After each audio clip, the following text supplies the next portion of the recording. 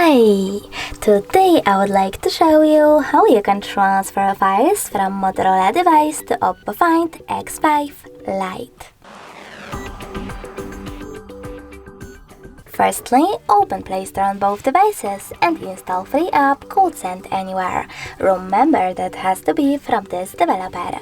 After that, open it. Now to use this app you need to click on I accept, confirm, continue and allow. Then do exactly the same on OPPO. So open, I accept, confirm, continue, allow.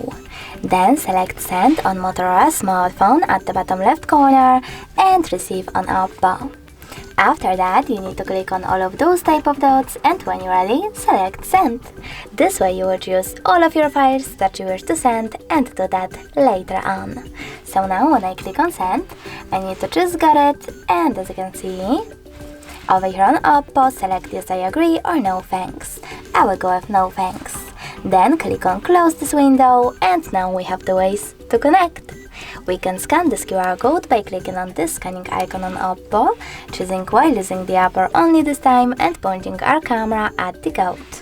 But we can also input this key over here as well. And click on Receive button. Now after a couple of seconds, my picture was successfully transferred.